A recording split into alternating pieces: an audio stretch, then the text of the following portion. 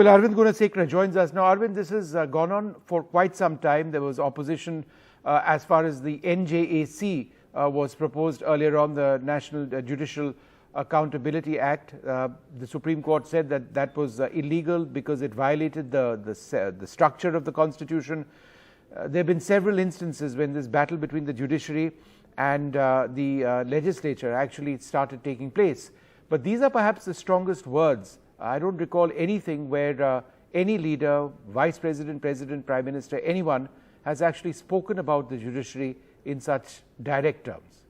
Yeah, Vishnu, underlining the doctrine of separation of powers, Vice President, who is also the Rajya Sabha Chairman, Jagdeep Dhankar, mounted yet another attack on judiciary, especially over the appointments of judges to the higher judiciary, let it be the High Court and also Supreme Court. And we have to see this particular statement of Jagdeep Dhankar in context with what happened in the Supreme Court in the previous hearing over delay in appointment of judges. In fact, during the last hearing, Supreme Court took note of the statements by several political executives, including constitutional functionaries over this collegium system, and Supreme Court expresses displeasure to the Attorney General, and in fact asked the Attorney General to convey its displeasure to the public functionaries over their remarks on collegium system. And that's where Vice President is saying that he refused or he declined to entertain Attorney General on this matter, and he also went on to say that he will not be party to any of the process that will weaken the legislature. Though he is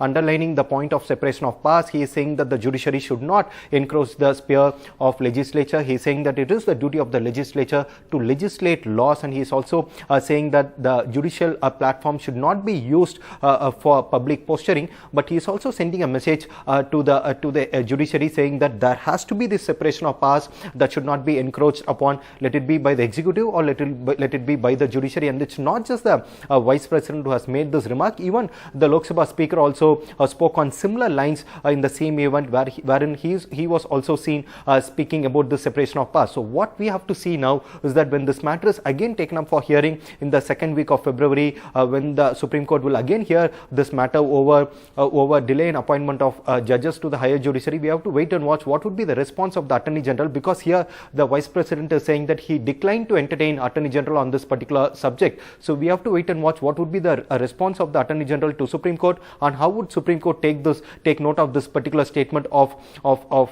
Vice President. But now what we are learning is that both Centre and also Judiciary is trying to get to a middle ground in clearing the names, and earlier Supreme Court, Centre told Supreme Court that within this weekend they will be clearing the names that are pending with the government for appointment to High Court. But this particular statement of Vice President is opening yet another confrontation between Judiciary and also legislature.